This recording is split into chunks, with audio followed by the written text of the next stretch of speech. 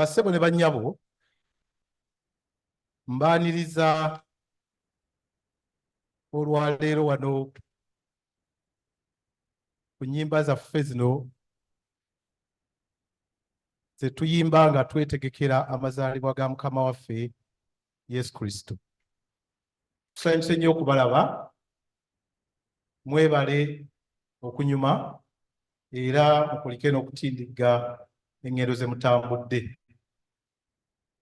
Kale olwaleero tulina omukisa, tugenda kubeera ne Reverand waffe, Reverand Mugerwa, mumanyi obulungi, yagenda okubeera nga atukulembera mu nnyimba zaffe zino ez'amazaalibwa. Kati kambasabe twewombekemu katono, tusabe Omutonzi olunaku lwaffe aluweereze, aluteeke mu mikono gye, tutambule bulungi. Twewombeke tusabe. Ayi Mukama Katonda waffe nannyini kusaasaawo w'eggulu, olunaku luno lwe tuyimbirako ennyimba ezitendereza nga tukwebaza Ayi Mukama Katonda okutuweereza mu mwana wo mu yekka Yesu Kristo okujja mu ffe, era nga tujjukira amazaalibwa ge ge yajjirako okuzaalibwa n'afuuka omuntu nga ffe. Ayi Mukama, olunaku lwaffe luno luteeke mu mikono gyo, ebigambo byaffe byonna bye tunaayogerera wano olwaleero obiwandiike ku mitima gyaffe, tutambule nabyo ennaku zonna ez'obulamu bwaffe. Ebyo byonna tubisabye nga tuyita mu linnya lya Yesu Kristo Mukama waffe.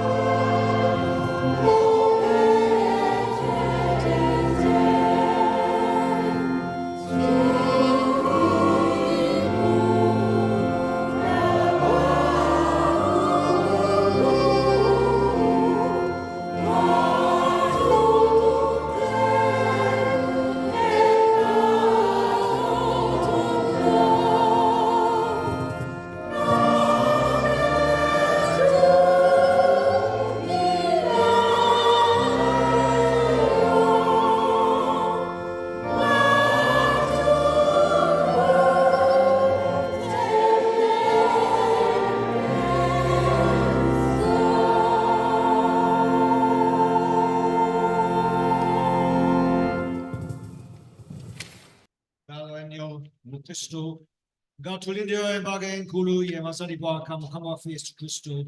Tilquanite o Crete, Tekera, Dala Natia Kuleo, Bubakaba, Bamalaika.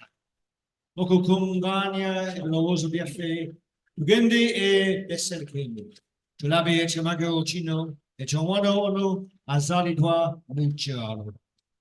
Nolwecho, Kadule Biba Mobile, we are one Tikibwa, a bit Bufu, Gaba Nabe, Ba Isaili, Webalanga, Nanga, and Tikatonda, Adicharia, Ariano Nunula, Abantube, Abaliba, Amulu Indirite.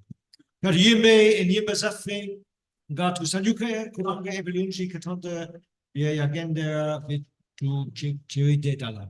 Omla Kosuba Fies Christo, Arikunga, Ganyiza, Abantube, Nebintubiona, Ushitibo, Cho, Bufusi, Mutagua, or Bakaton. Okzonka, Biona, Kubangachino, Chimusanyusa, Kadamusabe, Olebatavu, or Avantubonda, Olemembe, Jamolita, Nutsi, Olwakwalana, Nobumu, Bukanisiye, Che Yazimba.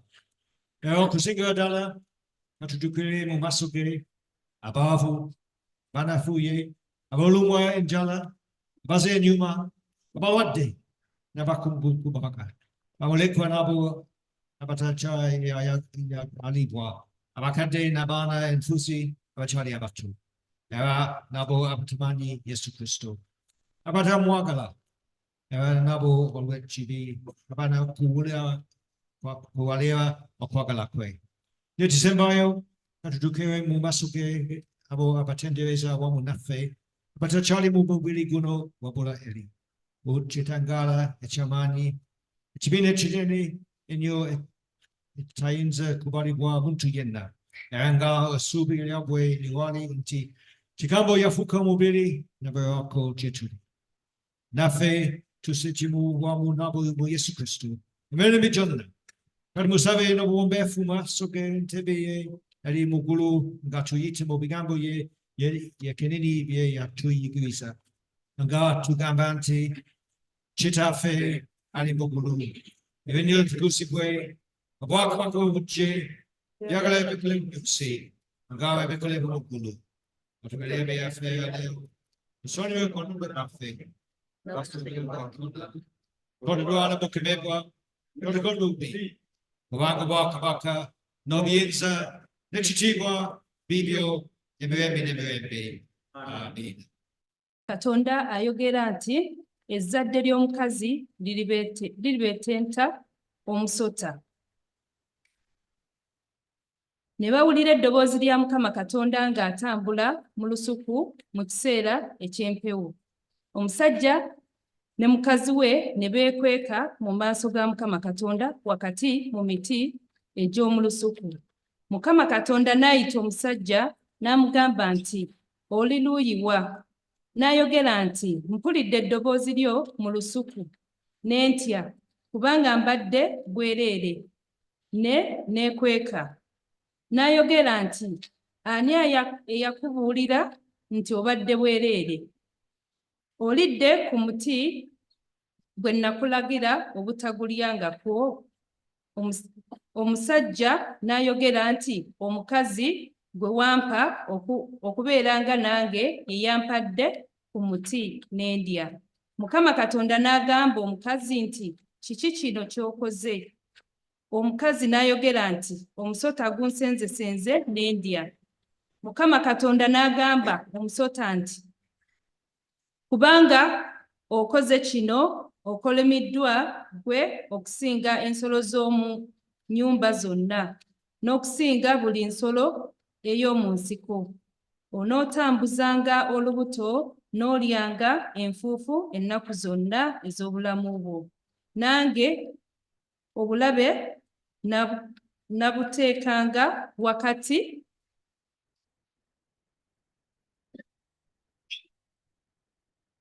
w'omukazi, wakati wo n'omukazi, era wakati w'ezzadde lyo n'ezzadde ly'omukazi. Lirikubenteta omutwe, naawe oliribenteta ekisinziiro. N'agamba Adamu nti, kubanga owulidde eddoboozi lya mukazi wo n'olya ku muti gwe nakulagira nga njogera nti togulyangako. Ensi ekolimiddwa ku lulwo. Mu kutegana mw'onojjanga ebyokulya ennaku zonna ez'obulamu bwo. Amaggwa n'amatovu geneekuzaaliranga, naawe onoolyanga omuddo ogw'omu nnimiro. Mu ntuuyo ezo mu maaso go mw'onooliranga emmere, okutuusa lw'olidda mu ttaka, kubanga omwo mwe waggyibwa. Kubanga oli nfuufu ggwe, ne mu nfuufu mw'olidda. Ekitiibwa kibe gy'oli, Ayi Katonda. Yeah.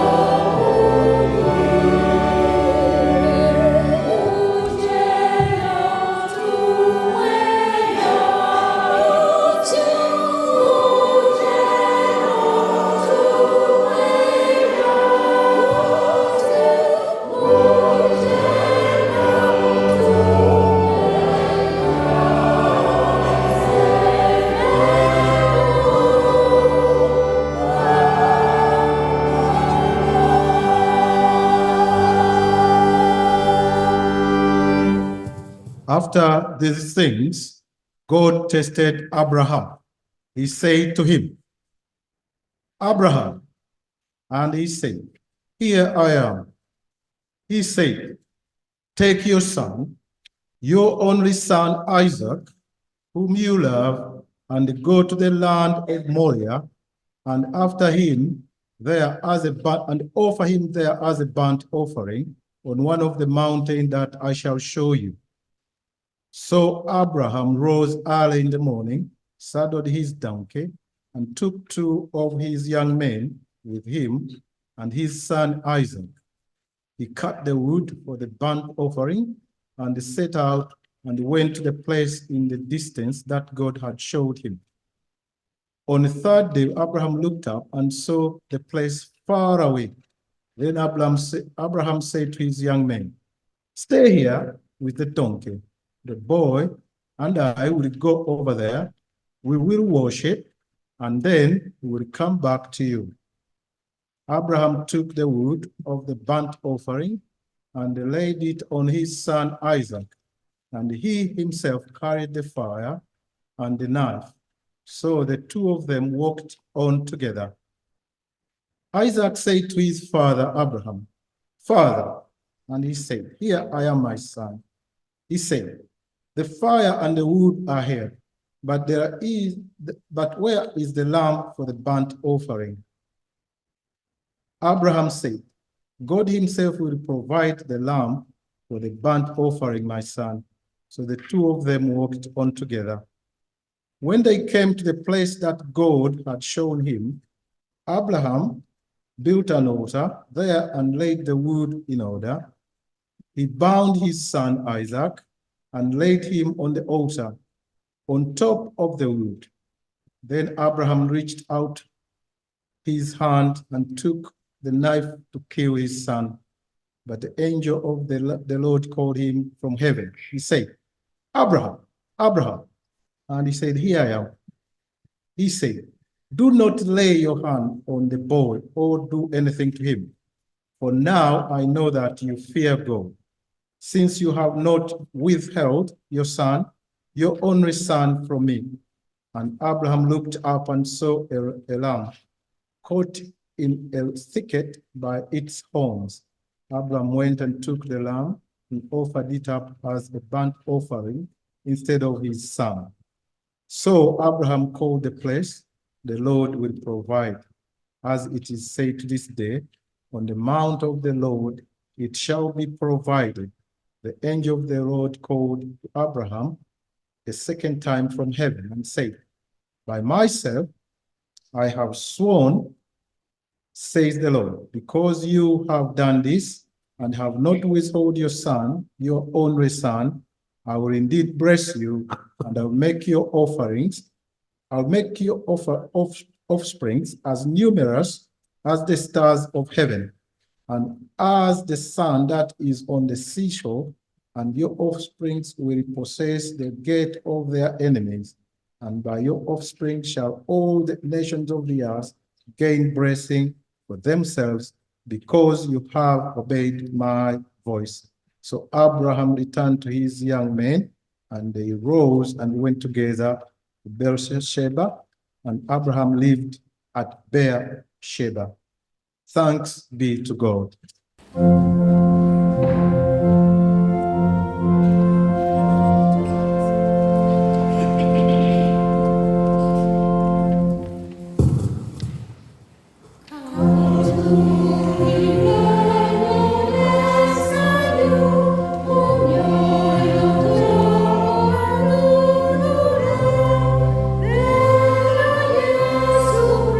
Cristo, ay, no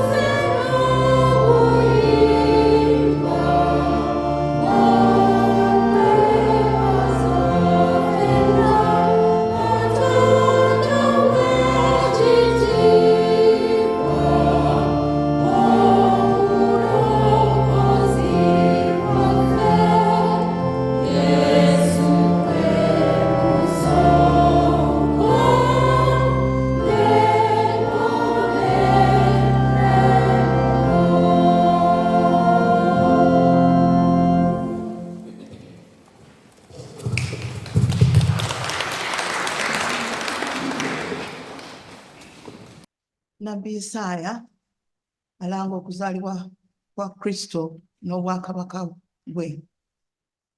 Abantu abatambulanga mumbira. Abantu abatambuliranga mu kizikiza balabye omusana mungi. Abo abaatuulanga mu nsi y'ekisiikirize eky'okufa, omusana gubaakidde bo. Kubanga omwana atuzaaliddwa ffe, omwana w'obulenzi aweereddwa ffe, n'okufuga kunaabanga ku kibegabega kye, n'erinnya lye liyitibwa nti wa kitalo. Ateesa ebigambo Katonda ow'amaanyi, kitaffe ataggwaawo, omukulu ow'emirembe. Okufuga kwe n'emirembe tebirikoma. Weeyongerenga ku ntebe ya Dawudi ne ku bwakabaka bwe, okubunyweza n'okubuwanirira n'omusango n'obutuukirivu okuva leero n'emirembe n'emirembe. Obunyiikivu bwa Mukama ow'eggye bulituukiriza ekyo.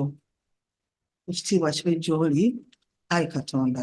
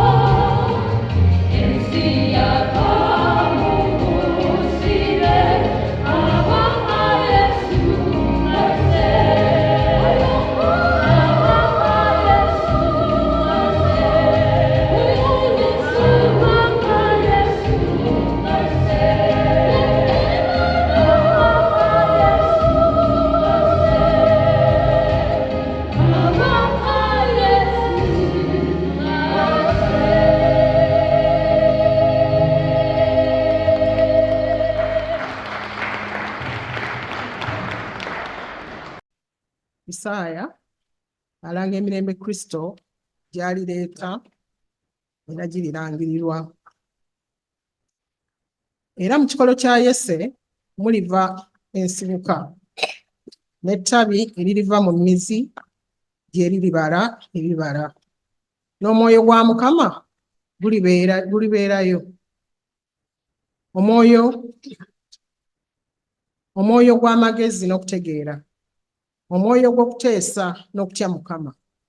N'okutya Mukama kwalisanyukira, so taasalenga misango ng'okulaba kw'amaaso ge bwe kunaabanga, so taanenyenga ng'okuwulira kw'amatu ge bwe kunaabanga, naye anaasaliranga omwavu emisango ya nsonga, era anaanenyanga n'obutuukirivu olw'abawombeefu abali ku nsi, era alikuba ensi n'omuggo ogw'omu kamwa ke, era alitta omubi n'omukka ogw'emimwa gye, n'omusege gunaasasulanga wamu n'omwana gw'endiga.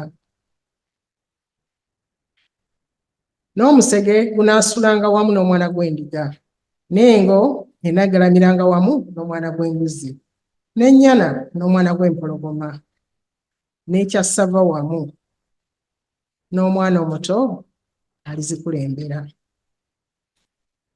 N'ente n'eddubu ziririira wamu, abaana baazo baligalamira wamu, n'empologoma erirya omuddo ng'ente, n'omwana ayonka alizannyira ku kinnya eky'enswera, n'omwana eyakava ku mabeere aliteeka omukono gwe ku mpampagama y'essalambwa.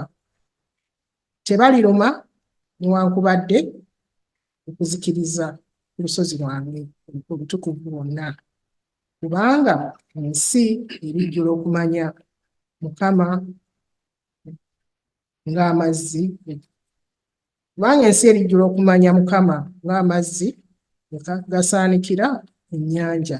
Ekitiibwa kibe eri Katonda, gy'oli Ayi Mukama Katonda. Oh,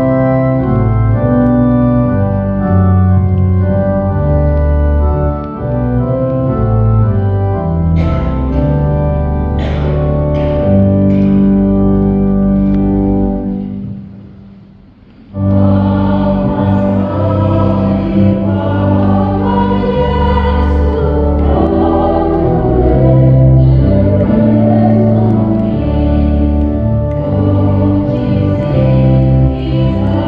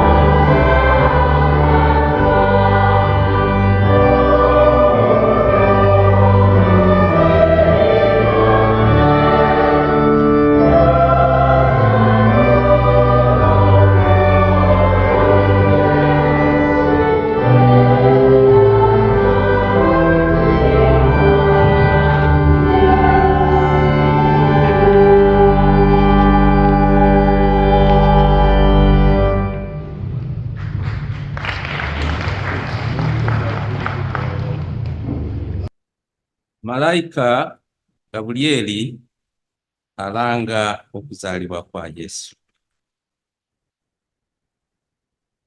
Awo mu mwezi ogw'omukaaga, Malayika Gabulyeri n'atumibwa Katonda mu kibuga eky'e Ggaliraaya erinnya lyakyo Nazaaleesi, eri omuwala atamanyi musajja eyali ayogerezebwa omusajja erinnya lye Yusufu ow'omu nnyumba ya Dawudi, n'erinnya ly'omuwala Maryamu. Awo n'ayingira omumwe n'agamba nti, mirembe ggwe aweereddwa ennyo ekisa, Mukama ali naawe. Naye ye ne yeeraliikirira ekigambo ekyo, n'alowooza okulamusa okwo bwe kuli. Awo malayika n'amugamba nti, totya Maryamu, kubanga olabye ekisa eri Katonda, era laba oliba olubuto, olizaala omwana ow'obulenzi, olimutuuma erinnya Yesu. Oyo aliba mukulu, aliyitibwa mwana w'oyo ali waggulu ennyo. Era Mukama Katonda alimuwa entebe ya Dawudi jjajjaawe, era anaafuganga ennyumba ya Yakobo emirembe n'emirembe, so obwakabaka bwe tebuliggwaawo. Awo Maryamu n'agamba malayika nti, kiriba kiti ekyo, kubanga simanyi musajja. Ne malayika n'addamu n'amugamba nti, Omwoyo Omutukuvu alikujjira, n'amaanyi g'oyo ali waggulu ennyo galikusikiriza, era ekyo ekirizaalibwa ekiriba kiyitibwa ekitukuvu, Omwana wa Katonda. Maryamu n'agamba nti, laba, nze ndi muzaana wa Mukama, kibe ku nze nga bw'agambye. Awo malayika n'ava gy'ali. Ekitiibwa kibe gy'oli, Ayi Katonda.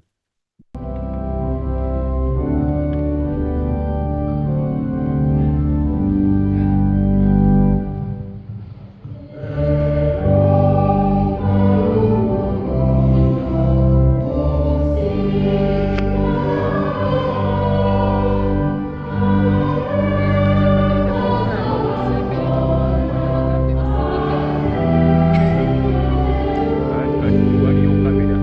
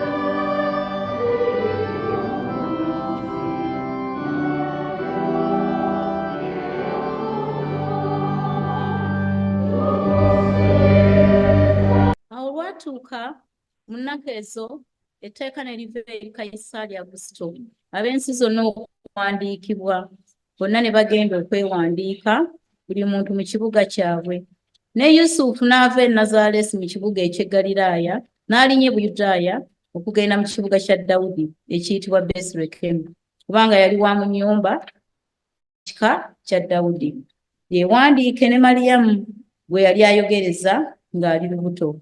Awo olwatuuka baali bali eyo ennaku ze ez'okuzaala ne zituuka n'azaala omwana we omuberyeberye n'amubikka mu ngoye ez'obwana obuwere n'amuzasika mu kisibo kubanga tebaalaba bbanga mu kisuulo ky'abagenyi. Ekitiibwa kibe gy'oli, Ayi Katonda.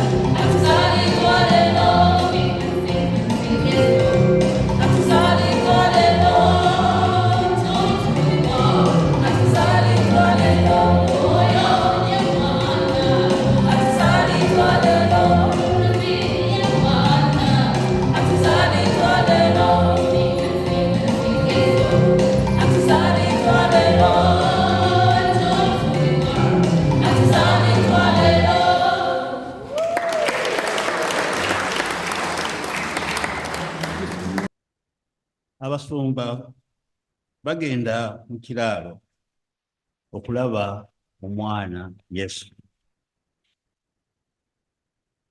Waliwo abasumba mu nsi eyo abaatuulanga ku ttale nga bakuuma ekisibo kyabwe ekiro mu mpalo. Awo malayika wa Mukama n'ayimirira we baali, n'ekitiibwa kya Mukama ne kibeetooloola nga kimasamasa, ne batya nnyo. Malayika n'abagamba nti, temutya, kubanga laba mbaleetera ebigambo ebirungi eby'essanyu eringi eririba eri abantu bonna. Kubanga leero azaaliddwa gye muli omulokozi mu kibuga kya Dawudi ye Kristo Mukama waffe. Kano ke kabonero gye muli. Nalaba omwana omuwere ng'abikkiddwa mu ngoye ez'obwana obuwere nga zazikiddwa mu kisibo. Awo amangwago waaliwo ne malayika oyo bangi ab'omu ggye ery'omu ggulu nga batendereza Katonda nga bagamba nti ekitiibwa kibe eri Katonda waggulu ennyo, ne mu nsi emirembe gibe mu bantu abasiimibwa. Awo olwatuuka bamalayika ne bava gye baali okugenda mu ggulu. Abasumba ne babagamba nti, kale tugende e Besirekemu tulabe ekigambo kino ekibaddeyo. Mukama kyatutegeeza. Ne bajja mangu ne balaba Maliyamu ne Yusufu n'omwana omuwere ng'azizikiddwa mu kisibo.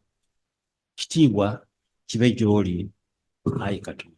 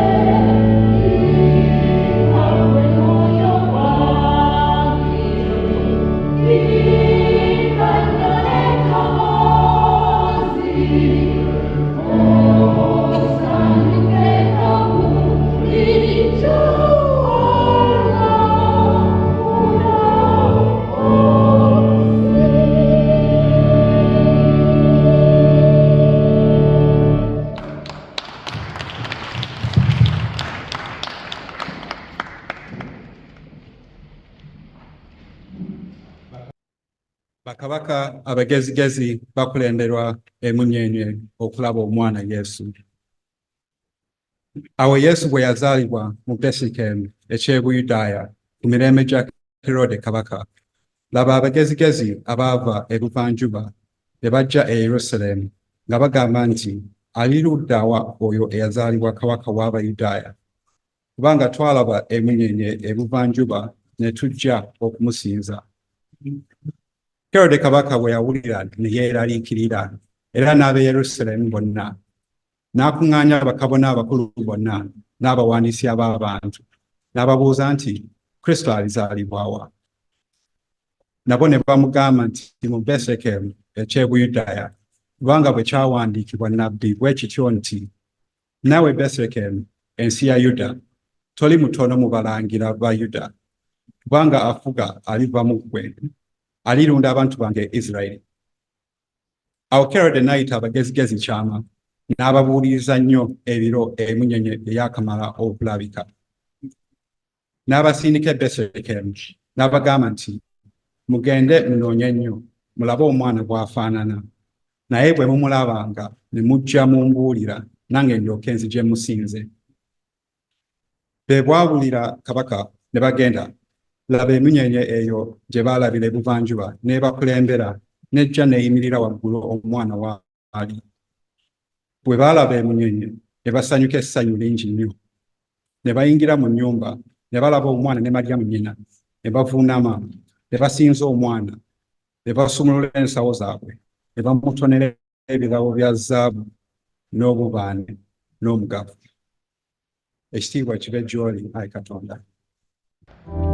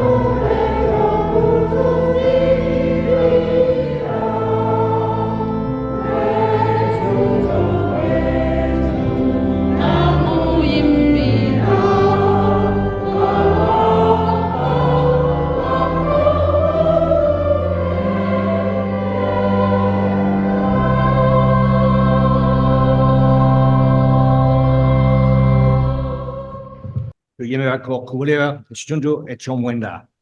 Yokonom tukuvu ategesa e bigambo e beleta obulamo ela e bikulu nebia megeo e beli bawo. Kulubeli belie waliwo chigambo. Chigambo naba awari katonda. Chigambo naba katonda. Oye yaliwo kulubeli awari katonda. Ebintu byonna byakolebwa buboyo. Era watali ye tewakolebwa kintu na kimu yakolebwa. Obulamu bwali mu ye. Obulamu ne buba omusana w'abantu. Omusana ne gwaka mu kisikiza. So kisikiza techa butegera. Walabika omuntu katonda gwe yatuma. Ebinyali yokana. Oyo yajja olw'okutegeeza. Ategeeza ebyomusana. Bona bakkirize bububwe. Oyo si ye musana wabula okutegeeza ebyomusana. Waliwo omusana okw'amazima okwakira buli muntu nga gujja mu nsi. Yali mu nsi, ensi yakolebwa ku bubwe, era ensi teyamutegeera. Yajja mu matwale ge, naye abali mu matwale ge tebamusembeza. Naye bona abamusembeza yabawa obuyinza okufuka abaana ba Katonda bebakkiriza erinnya lye.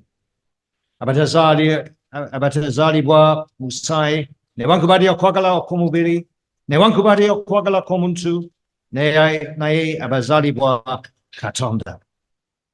Kigambo nafuuka omubiri nabeewako gye tuli ne tulaba ekitiibwa kye. Ekitiibwa ky'oyo eyazaalibwa omu yekka kitaffe ng'ajjudde ekisa n'amazima. Ekitiibwa kibe gy'oli, Ayi Katonda. Oh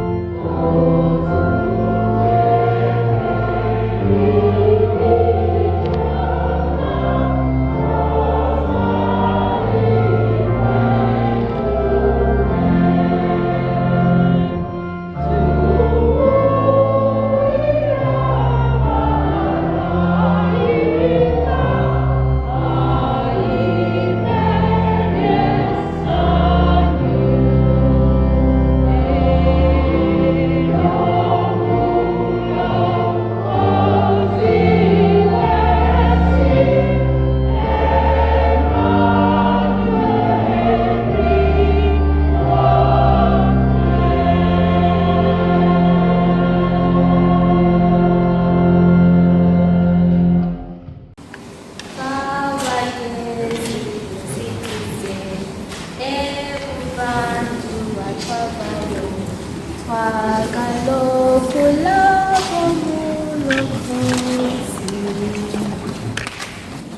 the wise men, have come to see the born baby child Jesus.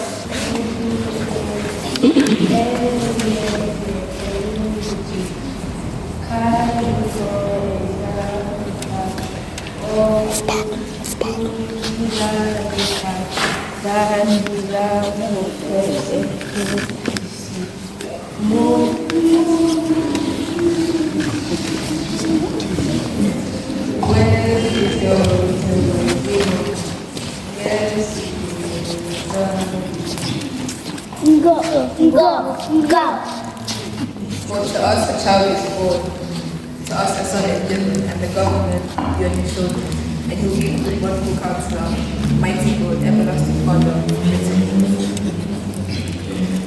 Kubanga omwana azaalibwa ffe, omwana ow'obulenzi aweereddwa ffe n'okufuga kunaabanga kibegabega kye, n'erinnya lye liriyitibwa nti wa kitalo.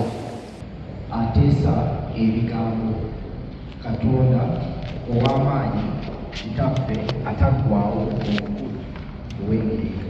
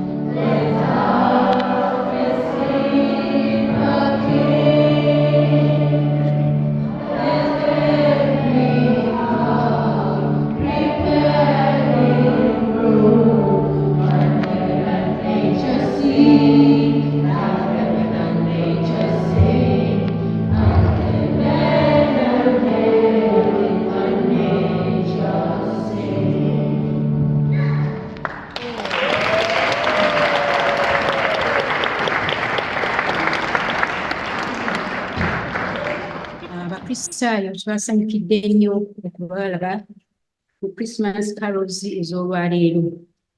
Mwebale nnyo, mwebalire ddala okujja. Twaniriza abo abavudde mu makanisa amalala, Waterloo, St. Chad, Greenwich, n'amalala abaliwo nga naye zitegeddebwa mu church mwe bavudde. Mwebale nnyo okujja okubeerako naffe olunaku luno olwaleero. Tusaasira nnyo bannange abafiiriddwa, abafunye ebizibu mu mwezi guno, ate ne tusanyukirako kwabo abafunye ezzadde, abafunye abazzukulu n'abazaaliddwa mu mwezi guno. Ebirango bigenda kubeera bitono nnyo kubanga obudde tetubulina. Omwezi ogunaddako abamako mwe mugenda okuweereza, muweereza nga 2 January 2024. Tubaagaliza omwaka ogwo mugutuukemu bulungi era muweereze bulungi. Njagala nnyo okwebaza akakiiko akabaddewo okutegeka omukolo ogw'omwaka guno. Guno gwe mukolo ogusembayo mu 2023 era kwe kusaba kwaffe okusembayo mu mwaka guno. Tejja kubeerayo kusaba kulala okuggyako abanaayagala okujja ku makya Christmas Day mu Luzungu kujja kubeerawo. Nga sinaba kuggalawo abannange abakwaya, mwebale nnyo, mwebalire ddala.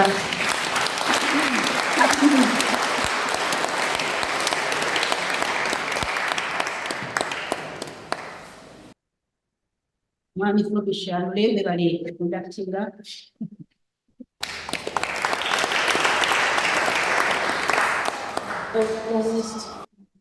Twebaziza awamu omulere Sunday School.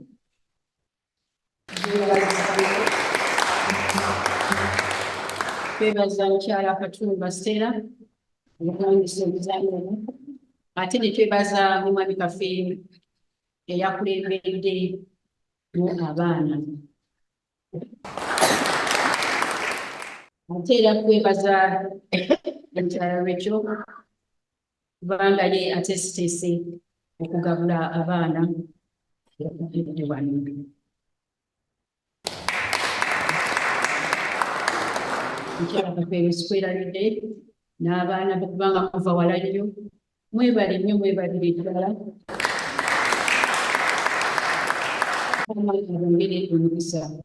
Abo bonna abaleese abaana olwaleero mwebale nnyo, mwebalire ddala. Era tubasaba mweyongerenga okubaleeta buli Sande kubanga abaana ye future y'omutya. Bwe mutaleeta abaana mu makanisa oba abazzukulu, ekkanisa tejja kubaawo. Kale mbakubiriza ekyo mukirowoozeeko nnyo era mukiteeke mu nkola. Neebaza nnyo teams zonna. Mwenna mwebale nnyo, mwebalire ddala okuleeta kusonda ssente ezigenda ozikoze ekyeggulo ky'olwaleero. Ate ne neebaza nnyo bannange akakiiko k'ekkanisa. Mwebale nnyo, mwebalire ddala. Mukama alina obuyinza, tukyaliwo. Era tusabe temubeerawo.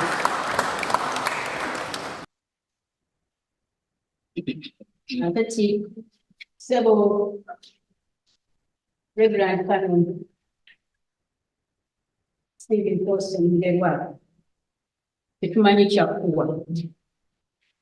Mukama yekka y'amanyi.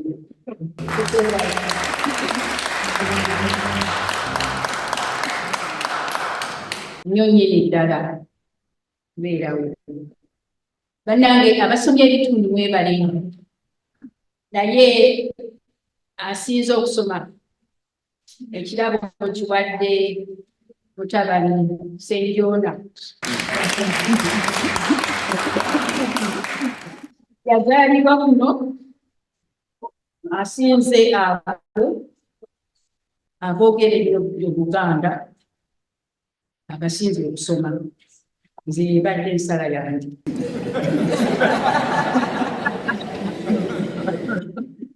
Temwemulugunya. Ssebo obubaka n'omukyala Ssaalongo Kibuka mwenna tubasanyukidde awamu ne Deputy mwenna n'abakungu mwenna tubasanyukidde, abambejja n'abalangira mwenna tubasanyukidde. Kaakati olw'obudde mbuuza maawo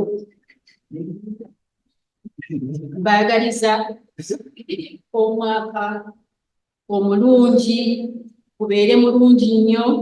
Abatambula mutambule emirembe, abagenda ekyadoodo mutuleeterayo ku Museenene n'amatooke n'omuzigo ne kawalagi.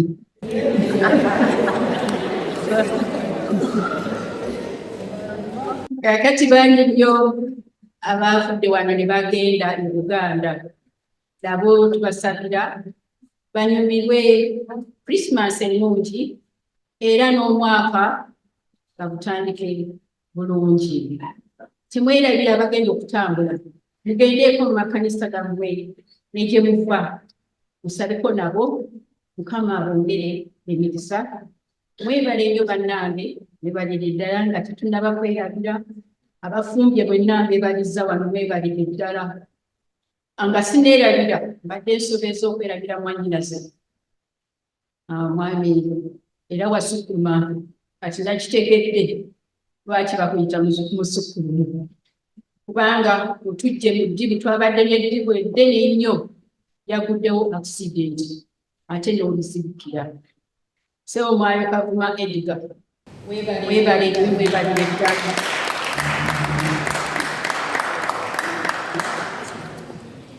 Mukama akuwangaaza ng'enfudu kale bannange weebalire ddala mubeere balamu ddeeyo bulungi munyumirwe akawungezo kaleero nga tuzidde wano tugenda mu bo Mukama abagere emikisa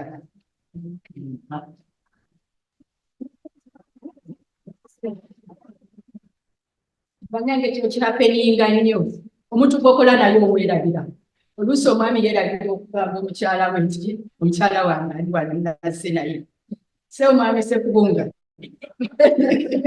weebale okuweereza kanisa Mukama akwongere omukisa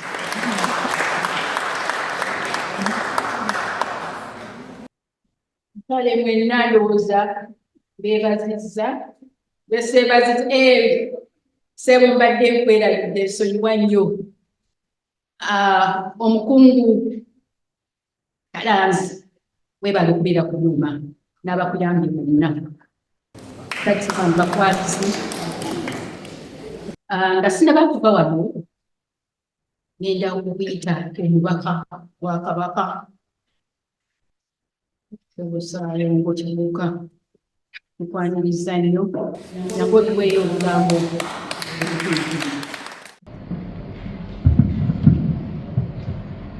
Abulenze nnyo mukubiriza Wakristaayo balamusiza nnyo bannange Ssebo ebyalonderwa muzzukulu wa Mugema wankimanyi nabadde mbuuza Kagiro Ssebo abakwaya abakungu ba Ssaabasajja abaami abakawa bataka Bassebo ne bannyabo balamusizza nnyo sookera ddala nga sinatandika nsaba mukkirize nebaze nnyo kwaya etuwadde amaloboozi amalungi ennyo nga tutengere okugawo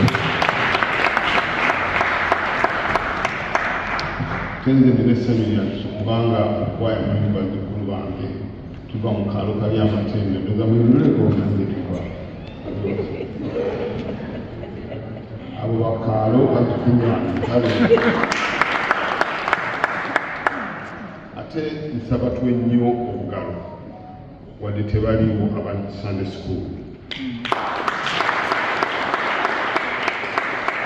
n'abasomesa ndowooza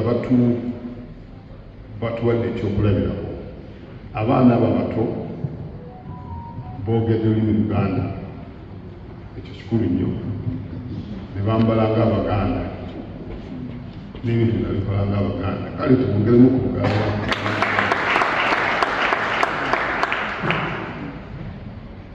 Ssaabasajja Kabaka Namulondo Banaikwali alamula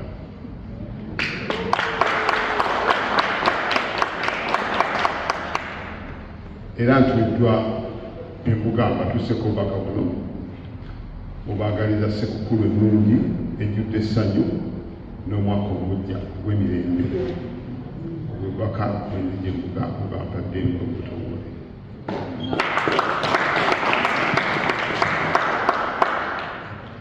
Bassebo ne bannyabo bampadira kikantono nnyo kangezeeko okuyita mu bwangu nti Obwakabaka bwa Buganda bukola ebintu bingi mu ebyo nga bamanyi muli kuzimba amasomero okuddaabiriza embiri okusomesa abaana okuyamba ku ndwadde eziwera ebintu ebyo byonna bikolebwa naye bitwala ssente Obwakabaka bwa Buganda tebusoloza musolo naye ssente zikola ebintu ebyo ziva mu bantu n'abaami n'abakyala aba Ssaabasajja Kabaka omwaka guno gwe tumazeeko ssente ezo esinga zikuŋŋaanyibwa mu kye tuyita oluwalo era abadde basoma mwalabye nti balangidde sente zavudde mu Luwalo naye nga bazitemamu masaza.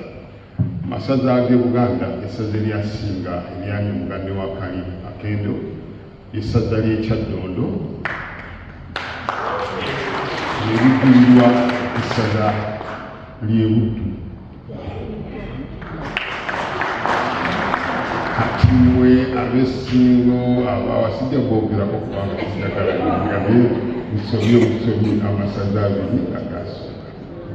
Wano mu Bulaaya mu nsi amasaza agali ebweru wa Uganda essaza erya New England manyi erya Boston eryasinga. Essaza lyaffe nno erya Bungereza lyali lyakumi kale naffe twebuuza ekyennaku nti essaza lya New England lyatukuusaamu emirundi esatu. Kale omwaka ogujja bwe tunajja tujjumula etugaa nti tusolooza Luwalo, Oluwalo olwo lugenda kukola mirimu egyo egya Ssaabasajja Kabaka era ebisinga bifulumira mu mbalirira eyo erabika era ku mitimbagano gyaffe egyo ziraga ssente kyezikolebwamu gyeziraga. Bassebo ne bannyabo mu bimpimpi tulina olunaku lw'abavubuka lujja kubeerawo nga 10 Ogwokubiri omwaka guno. Mumanyi tulina obuzibu bwe nayogerako oba tubadde twogerako nze ne bannange okukwata ku bavubuka naddala abavubuka abato abali emyaka 18 nyina abakulu abasusse mu 25 paka ku 35 nga balina obuzibu obwo obw'okubanga batweyawulako twagala twongera okwegatta nabo. Kale bw'oba olina omwana nvubuka aba muzzukulu okugereza ku myaka 15 paka ku myaka 4 twagala bajje bamanyigane. Kijja bategeezebwa kijja kubanga ku myaka 2 omwaka guno era obulamu bujja kuba mulaga. Era omukungu akulira abakyala ateekateeka naye kusinkana abakyala bonna. Olunaku lujja kubanga mwenda, olunaku lw'abakyala lujja kubanga mwenda Ogwokusatu omwaka ogujja mu North London. Abakyala mwenna mukubirizibwa okujja mubeewo. Ensonga z'abakyala nkulu nnyo kubanga zitwaliramu n'abaami n'abaana. Abakyala ne bakunga eggwanga lino, bwe bakunga amaka bwe gatereera n'ensi etereera. Omukungu atwala ekintu ekyo nsaba oyimibeko maama omukungu Primrose Kalungi y'oyo n'omumyuka w'endoozi tali omukyala era balina omukutu gwabwe ogw'abakyala ogwosobola okusaba okwegatteko mube nga muteesa engeri gye mugenda okukulemberamu okutambuliramu ensonga z'abakyala. Naye oba ng'oli mwami nga wagira ebintu bino abakyala bakola kati baganda okubira mukyala Kalungi n'omubayo ekikondo oba n'omubuuza nti nze nkuttewa n'oyambako. Bassebo ne bannyabo waliwo era ebintu bingi bitwala mu maaso omulamwa gwaffe guno mu busaza lino bwa bumina kwekulaakulanya nga waliwo kati kyetukolako kye bayita Buganda Development Fund ekyo kyakugezaako okuyamba bwe tuba tufiiriddwa. Sijja kukyonyomera mu bujjuvu naye nga mu bimpimpi kiri nti otoola ssente oba kyakubeerawo nga insurance nti bw'oba guddeko ekizibu ekibiina ekyo kati kiba n'engeri gye kikuyamba. Kiwandiisiza abantu kino omukutu bw'oba toliiko tuukira omu ku bakungu ngenda banjula abali wano era babe nga bakugatta ku mukutu okwo oba omu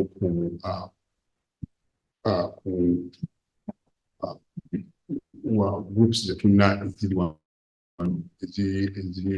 eziranga era mu koweri erimu tulina ekibiina ekyo yakitandikibwawo kibaita Twezimbe kiba kigezaako okulaba nga tukuŋŋaanya ssente oba tukolera wamu okwekulaakulanya. Ki kye tunaakola kijja kusinziira ku ssente zetusolooza era n'ekyo ebisingawo biri ku mutimbagano gwaffe gwa www.bugandauk.com neera bwebweyaba okumanya ebisingawo tukira omu ku bakungu oba abaami ba Ssaabasajja abajja kubuulira engeri gye kitambulamu.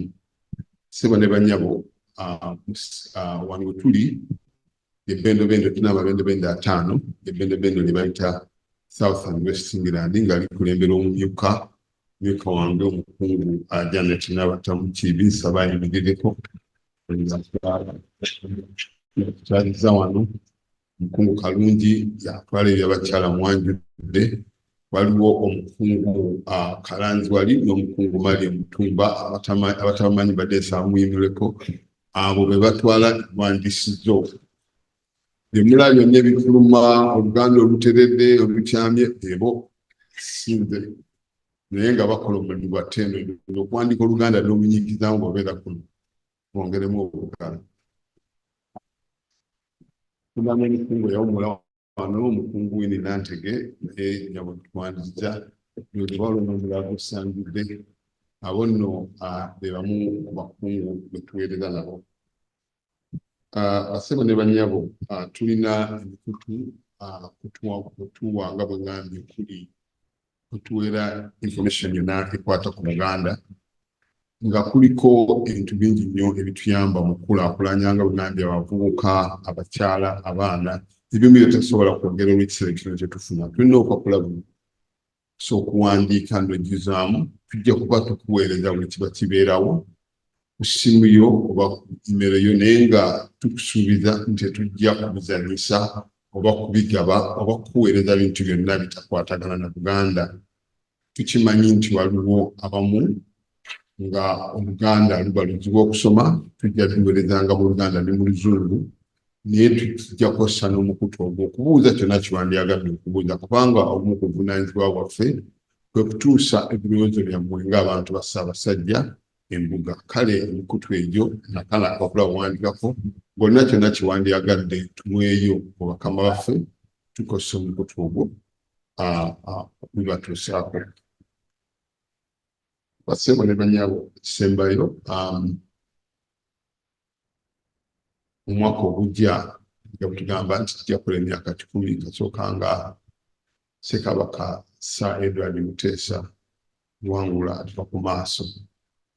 Ssekabaka oyo yawangalira nnyo mu nsi eno era yafiira wano mu Sadaka.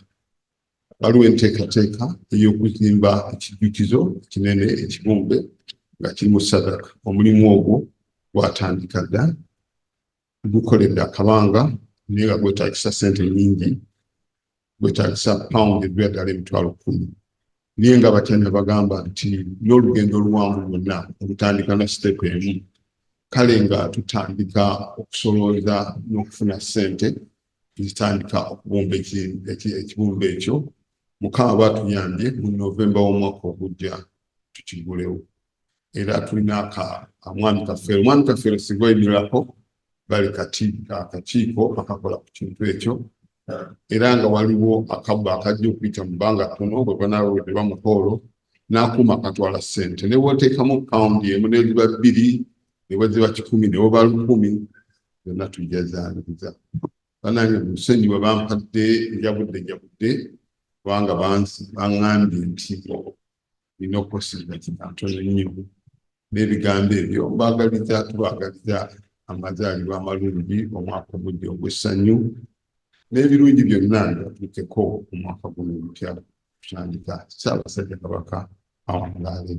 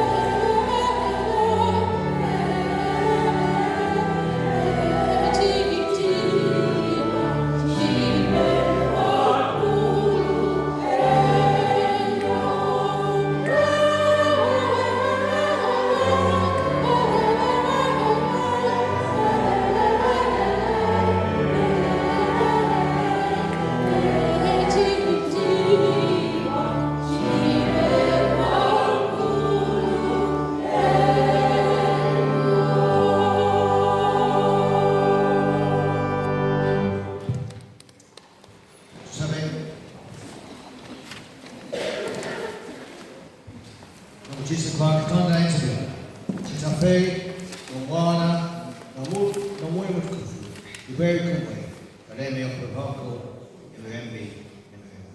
Amen. Kama